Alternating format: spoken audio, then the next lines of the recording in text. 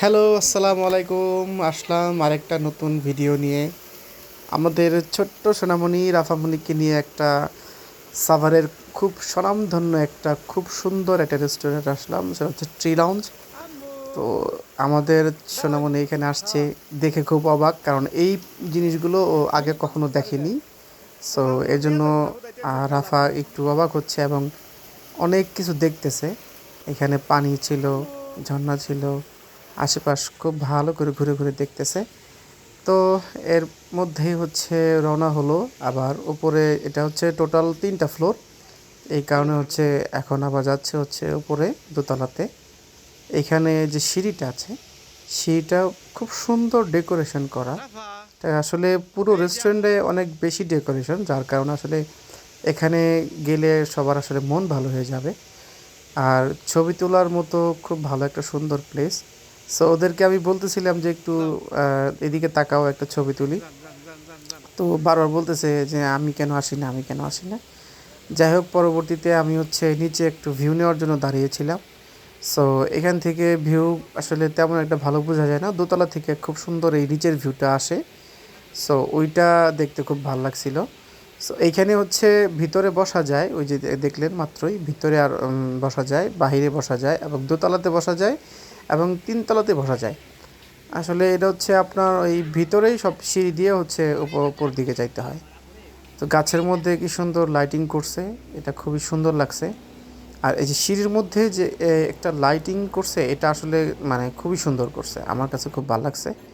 আবার নিচে যাতে ময়লা না পড়ে এর জন্য হচ্ছে আলাদা একটা ব্যাকআপ দিয়ে দিছে। এটা হচ্ছে মানে সেকেন্ড ফ্লোর বলতে পারেন, বা দ্বিতীয় তলা বলতে পারেন। এই জায়গাটাও বেশ সুন্দর, এখানে একটা লাইটিংয়ের ডিজাইন করা। আর এই যে হচ্ছে আমাদের আম্মু। আম্মু এখানে আসার পরে খুবই খুবই খুশি। এদিক দিয়ে হচ্ছে তিনতলাতে যাওয়া যায়, তিনতলাতে আমরা যেহেতু যাই নাই, যার কারণে তিনতলাতে দেখাইতে পারলাম না। আমার আম্মু বলতেছে যে গাছের মধ্যে কীভাবে লাইট গেল। ঠিক আছে, এর আগে তো কখনো দেখে নাই যে গাছের মধ্যে লাইট থাকে। তো একটু সারপ্রাইজ হয়েছিল আর কি। যাক, এরই মধ্যে হচ্ছে আমরা বেশ কিছু জিনিস অর্ডার করে ফেলি। এর মধ্যে হচ্ছে রামেন ছিল, রামেনটা আমার জন্য অর্ডার করি। তো রামেনটা খাচ্ছিলাম, বেশ ভালোই মজা ছিল। আমার কাছে খুব পার্সোনালি খুব ভালো লেগেছে। তো আমি খেয়ে টেস্ট করছিলাম যে আসলে কেমন।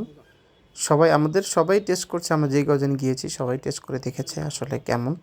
আসলে একটা নতুন জায়গায় আসলে আসলে মোটামুটি সবগুলো আইটেমই টেস্ট করতে হয়।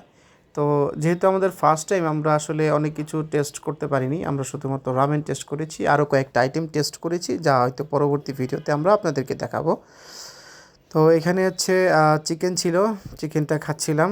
তো পাশে হচ্ছে আমার আম্মু রাফামণি বসে আছে, ও খেতে যাচ্ছিল।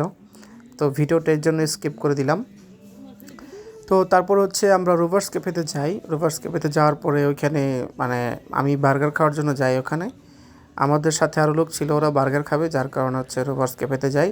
সাভারের মধ্যে রোভার্স ক্যাফের বার্গারটা আসলে খুবই সুন্দর, খুবই মজার। ডেকোরেশনটাও খুব ভালো, ছবি তোলার জন্য খুব ভালো সুন্দর একটা প্লেস।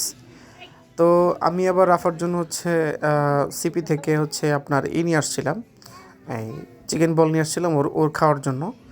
তো এখন আবার অর্ডার দিয়েছিলাম হচ্ছে আপনার, এটা হচ্ছে ওয়েজেস। ওয়েজেসটা আসলে খুবই টেস্ট, না খেলে বুঝবেন না।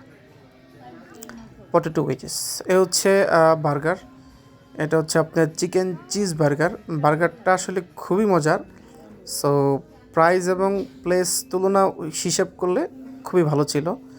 আমি মানে পার্সোনালি সাভারের ভিতরে যদি কোনো জায়গায় বার্গার খাই, তাহলে অবশ্যই রোভার্স ক্যাফেরটাই খাই, কারণ এদের বার্গারের টেস্ট আমার কাছে অথেন্টিক মনে হয়, খুব ভালো লাগে।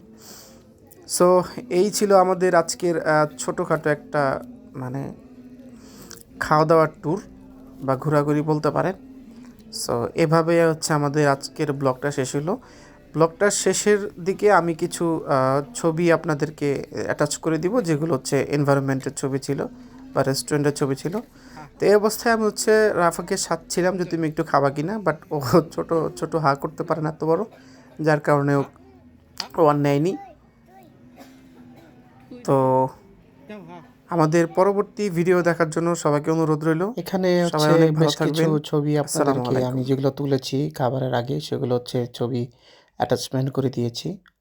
তো আসলে বিদায় নেওয়ার পরে আরেকটা কথা বলতেই হয়, সেটা হচ্ছে যে যতটুকু সময় পারেন সবাই মিলে ফ্যামিলি নিয়ে বাহিরে একটু সময় কাটান। তাতে মন ভালো থাকে, পরিবেশ ভালো লাগে।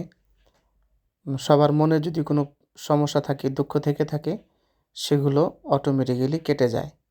আশা করতেছি সবাই আমার এই ভিডিওটা দেখবেন এবং কমেন্ট করবেন কার কেমন লাগলো। অবশ্যই লাইক দিয়ে দিবেন। আমি যেহেতু নতুন কন্টেন্ট বানাচ্ছি, তা আমাকে একটু সাপোর্ট করবেন। খোদা হাফেজ।